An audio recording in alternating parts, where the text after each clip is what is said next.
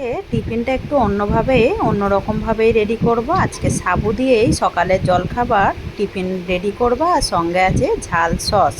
নমস্কার বন্ধুরা, কাজল ভিলেজ কিচেনে সকলকে স্বাগত জানাই। রোজকার মতো আজও রান্নাঘরে চলে এলাম। আজকের রেসিপি প্রথম থেকে লাস্ট পর্যন্ত ভিডিওটি দেখতে থাকুন, আশা করছি বেশ ভালো লাগবে। তো চলুন তাহলে শুরু করা যাক। তার জন্য এখানে আমি নিয়ে নিয়েছি সাবুদানাটাকে আমি 2 ঘন্টা ভিজিয়ে রেখেছিলাম, আর একটু গরম জল দিয়ে ভিজিয়ে দেবেন, তাহলে কিন্তু খুব তাড়াতাড়ি সাবুদানাগুলো ভিজে যাবে। তো দেখুন এইখানে খুব ভালোভাবে কিন্তু সাবুদানাগুলো একেবারে সিদ্ধ হয়ে গেছে বা ভিজে গেছে, কত সুন্দরভাবে ভিজে গেছে। আর এটাকে আমি 4 বার ধুয়ে খুব ভালো করে পরিষ্কার করে তারপরে জলের মধ্যে ভিজিয়ে রেখেছিলাম, যাতে করে এই জলটা না ফেলে দিতে হয়। তো এবারে এই সাবুদানাটাকে আগে আমি খুব ভালো করে এইভাবে হাত দিয়ে একটু মেখে নেব।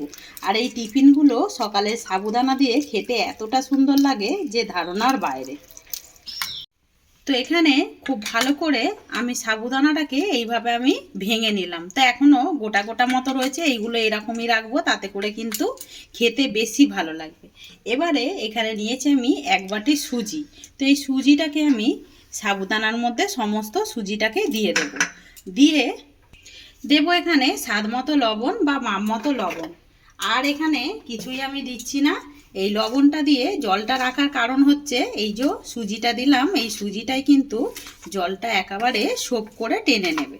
তো সুজির বদলে চাইলে তোমরা এখানে চালের গুঁড়ো ব্যবহার করতে পারো। তো খুব ভালো করে সাবুদানার সঙ্গে সুজিটাকে আমি মিশিয়ে নিলাম। এবারে সাবুটাকে খুব সুন্দর করে সুজি লবণ মিশিয়ে নিলাম। এবারে দেবো এখানে টক দই নিয়েছি, যতটা আমি এখানে সুজি নিয়েছিলাম ততটাই টক দই নিলাম।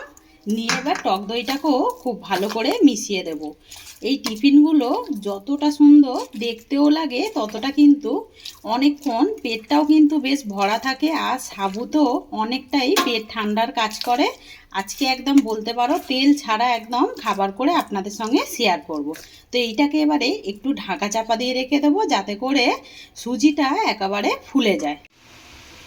এইদিকে ব্যাটারটাকে আমি 10 মিনিটের জন্য সুজিটা ফোলার জন্য আমি রেস্টে রেখেছিলাম। আর এই ব্যাটারের ঘনত্বটা ঠিক দেখতেই পাচ্ছেন, এরকমই রাখতে হবে। এর থেকে আর বেশি পাতলা করলে কিন্তু হবে না। আমি এতে কোনো রকম জল দিইনি, এর মধ্যে যে সাবুদানার মধ্যে এক্সট্রা জলটা ছিল ওই জলটার মধ্যে আর এর মধ্যে টক দই ব্যবহার করেছি। তো এরকমই ব্যাটারের ঘনত্বটা রাখতে হবে। আর এই প্রথম আমি একটা খাবার করে দেখাচ্ছি সাবুদানা দিয়ে। তো প্রথম থেকে লাস্ট পর্যন্ত ভিডিওটি দেখতে থাকবেন, আশা করছি সকলের বেশ ভালো লাগবে। আর টিফিনটা একদম পেট ঠান্ডাও হবে আর খেতে কিন্তু দারুণ হবে। এবারে ব্যাটারটাকে হালকা করার জন্য দিয়ে দেবো আমি এখানে বেকিং সোডা। আর চাইলে এখানে তোমরা ইনো ব্যবহার করতে পারো, একটা ইনো দিয়ে দেবে, তাতে করেও কিন্তু হবে। এবারে খুব ভালো করে একটু ফেটে নেব, যাতে করে ব্যাটারটা হালকা হয়ে যায়। ব্যাটারটাকে আমি মাখিয়ে নিয়েছি, মাখানোর পরে কতটা হালকা হয়ে গেছে সেটা কিন্তু দেখতে পাচ্ছেন। অপরদিকে গ্যাস অন করে গরম জল হতে বসিয়ে দিয়েছি, গরম জলটা বেশ ভালোভাবে হয়ে গেছে। এখানে নিয়ে নেব আমি এরকম একটা জালতি। আজকে এতে করেই টিফিনগুলো করে আপনাদের সঙ্গে শেয়ার করব। এতে একটু তেল মাখিয়ে দেবো, যাতে করে টিফিনগুলো খুব সহজেই উঠে আসে। আমি বলেইছি একেবারে তেল ছাড়াই যেহেতু খাবারটা করব, তাই জন্য আমি এইভাবেই করে দেখাচ্ছি। এটা আমি গরম জলের মধ্যেই ঝাঁঝরিটাকে বসিয়ে দেব। এখান থেকে এবারে ব্যাটার নিয়ে নেব। ঠিক আমি 1 হাতা করে ব্যাটার নেব। এইভাবে আমি ব্যাটারটাকে ঠিক এইরকম দিয়ে দেব, একটুখানি এইভাবে পেতে দেব। এখানে আরও একটা দিয়ে দেব। তো আজকের রেসিপি আপনাদের কীরকম লাগছে কমেন্ট করে অতি অবশ্যই জানাবেন। যদি ভালো লেগে থাকে একটা লাইক করে দিয়ে আমার এইভাবে পাশে থাকবেন। তো সমস্ত ব্যাটারটাকে দিয়ে দিলাম। এবার এটা দেখতে একটু সুন্দরের জন্য দিয়ে দেবো একটু কাশ্মীরি লঙ্কার গুঁড়ো, ওপর থেকে এইভাবে একটু ছড়িয়ে দেব, যাতে করে টিফিনগুলো দেখতে সুন্দর লাগে, তাই জন্যই দিলাম। এটা চাইলে তোমরা বাদ দিয়েও এই টিফিনটা করতে পারো। এবার এইটাকে ঢাকা দিয়ে দেব 5 মিনিটের জন্য। ঢাকা দিয়ে 5 মিনিট পর ফিরে আসছি। ততক্ষণে এইগুলো খাবার জন্য টিফিনগুলো চাটনিটা রেডি করে নেওয়া যায়। এই তাওয়ার মধ্যে দিয়ে দেব আমি সাদা তেল। তো সাদা তেল আমি এখানে 1.5 চামচ দিয়ে দিলাম, চায়ের চামচের যে হয় 1.5 চামচ সাদা তেল। তেলটা বেশ গরম হয়ে গেছে, এখানে দিয়ে দেবো আমি একটা কেটে রাখা বেশ বড় সাইজের টমেটো। টমেটোটা দিয়ে একটুখানি নাড়াচাড়া করে নেব। এই ফাঁকে দিয়ে দেবো আমি হাফ কোয়া মতো রসুন, আর দেবো এখানে একটা মাঝারি সাইজের পেঁয়াজ, এইভাবে ডুমো ডুমো করে কেটে নিয়েছি। আর দেবো এখনই আদা টুকরো।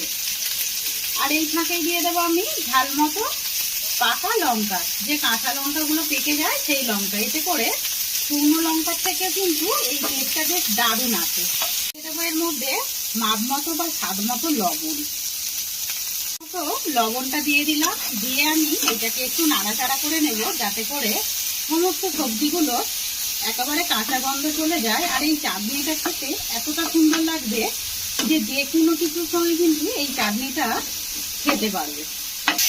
এদিকে সবজিগুলো কিন্তু বেশ একেবারে ভাজা হয়ে গেছে। এই ফাঁকে দিয়ে দেবো আমি এখানে 1 চামচের মতো সয়া সস। এটা চাইলে হাতের সামনে থাকলে তবেই দেবে, না হলে কিন্তু একেবারে দেবার দরকার নেই।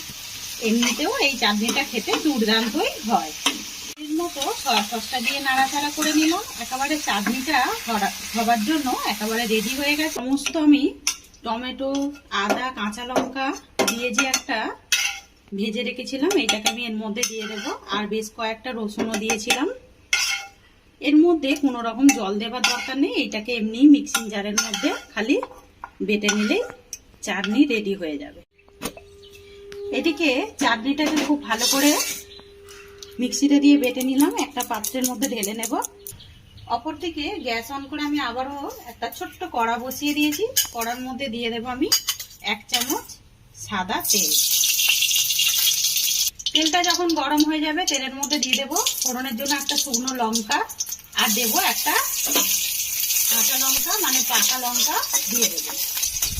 বেশ ফোড়নটাকে খুব সুন্দর করে ভেজে নিয়েছি। এটা বলতে পারো একটা তড়কা মশলা, চাইলে তোমরা এখানে কারি পাতা সরষেও দিতে পারো, আমি কোনো রকম কিছুই দেবো না। এবার এটাকে চাটনির মধ্যে ঢেলে দেবো। অপরদিকে চাটনিটাও বেশ রেডি হয়ে গেল। অপরদিকে 5 মিনিট পর ফিরে এলাম। 5 মিনিট পর টিফিনগুলো দেখাচ্ছি। টিফিনগুলো কত সুন্দরভাবে ছেড়ে যাচ্ছে সেটা কিন্তু দেখতেই পাচ্ছেন। এটাকে এবারে নামিয়ে নেব। নামিয়ে নিয়ে আরও কিছুটা আমি বসিয়ে দেব। ভালো করে একটু ঠান্ডা করে নিলাম, যাতে করে খুব সহজেই ছেড়ে যায়। এবারে আমি একটু খুন্তি দিয়ে এগুলোকে এইভাবে একটু কেটে দেব। আর টিফিনগুলো দেখতে কতটা সুন্দর হয়েছে আজকে সাবুদানার, সেটা কিন্তু দেখতেই পাচ্ছেন। এবারে একটুখানি এই খুন্তি দিয়েই একটু আলগা করে দেব। সমস্তগুলোকেই একটু আলগা করে দিলাম। এবারে আমি তুলে নেব।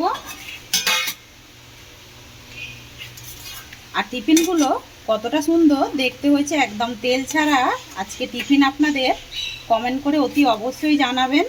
একবার হলো এইভাবে বাড়িতে ট্রাই করে খেয়ে কিন্তু বলবেন আজকে রেসিপি আপনাদের কীরকম লাগলো। সমস্তগুলো গড়ে নিয়ে ফিরে আসছি। সমস্ত সাবুদানা টিফিনগুলো রেডি করে নিলাম, আর সঙ্গে আছে ঝাল ঝাল বলেছিলাম চাটনি। তো আজকের রেসিপি আপনাদের কীরকম লাগলো কমেন্ট করে অতি অবশ্যই জানাবেন। আর দেখুন সাবুদানাগুলো কত সুন্দরভাবে দেখা যাচ্ছে। এটাকে আমি ইডলি বলেছি, আপনারা কি নাম দিতে চান সেটা কিন্তু কমেন্ট করে আমাকে অতি অবশ্যই জানাবেন।